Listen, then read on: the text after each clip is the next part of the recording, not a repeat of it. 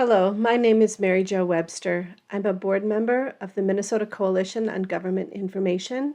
I'm also a data journalist at the Star Tribune in Minneapolis. This is the first of two videos I've put together to help you learn how to make the best public records request possible. And there's really two steps. The first is some homework, and then the second is writing a good letter. So we're going to break it up into two videos based on that. So first, a couple things to know. The advice I'm going to give today will generally work for public requests in any state, although there might be slight differences in each state law. But everything here should apply to Minnesota.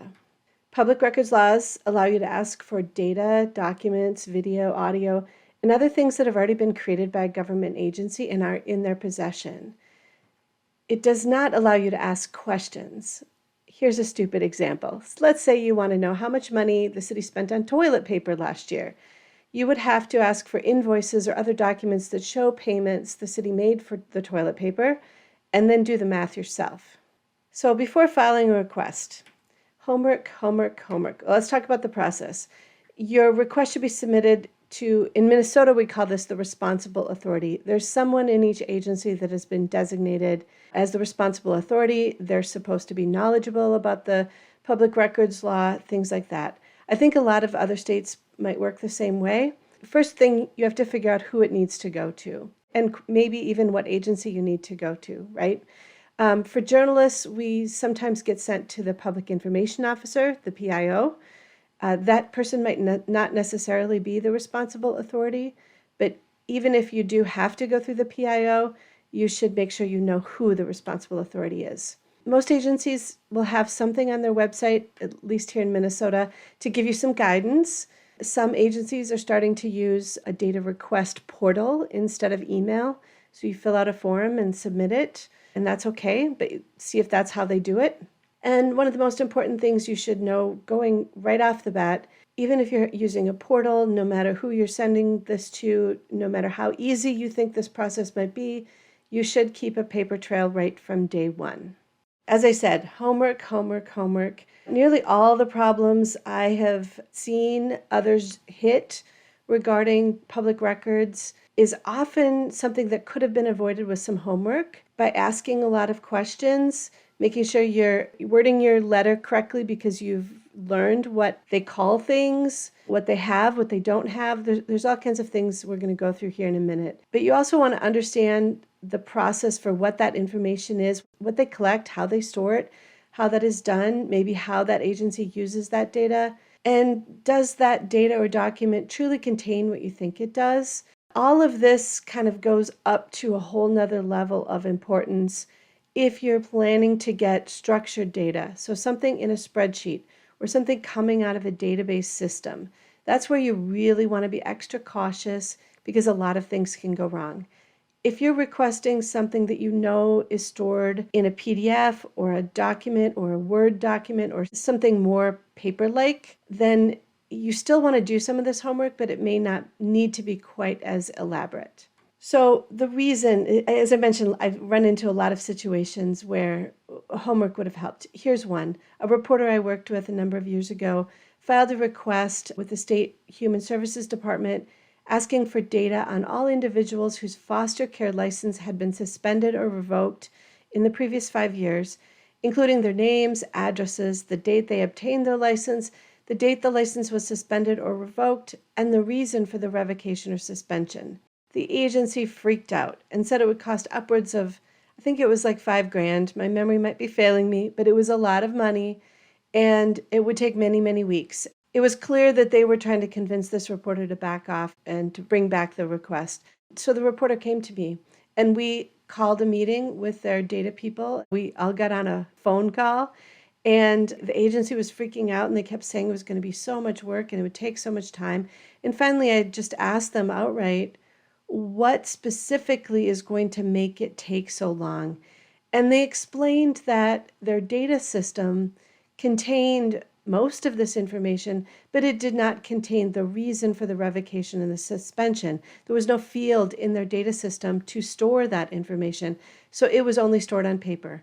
And they were assuming, wrongly I should note, that they would have to go add that to a spreadsheet that they would make for us.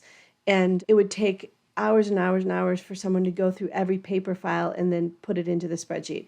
Well, first of all, under Minnesota's Data Practices Act, they're not required to make new data that doesn't already exist, so they wouldn't have had to do this. Second, if the reporter had simply called ahead of time and said, hey, can I talk about what you have or what you don't have around this issue, she would have found out ahead of time that that reason was not in there. So in the phone call, we asked, well, what if we got everything else except that reason for revocation suspension? And they were like, oh, sure, no problem. We'll have it to you this afternoon, no charge. And they did.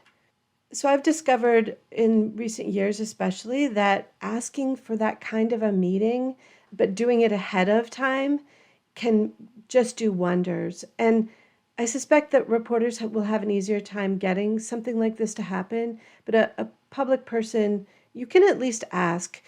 The experience I've had is that it's really easy for someone to, on their end, to misinterpret a letter or for you to not have written it down correctly. And so you could just stress with them the idea that I'd really like to make this process easier and more efficient for everyone. Could we just please have a 15-minute conversation so I can ask a couple questions about what you have and, what wording I should possibly use in my request letter to help make sure that it all goes much more smoothly. And I've had a lot of agencies be very receptive to that, and it did truly work and make the process better. So questions you should ask. This is especially true if you're asking for structured data in a spreadsheet or coming from a database system. This might also be true for paper. So, what's the universe that you're asking for? How far back in time do you want to go? How far back in time is this information even available? And at the same time, how current is it? Can I get data for the current year or from the previous year or from last month? Or is there a delay and when things are finished? What items, places, events, organizations, things are included in whatever you're asking for? So, for example, maybe you want police reports on gun violence incidents. Well, what do they classify as gun violence incidents? And which ones of those would be included or not included? How far back in time? What geographic area do you want included? All of those kinds of things are really important to think about upfront. Ask them how they use their data or use these reports.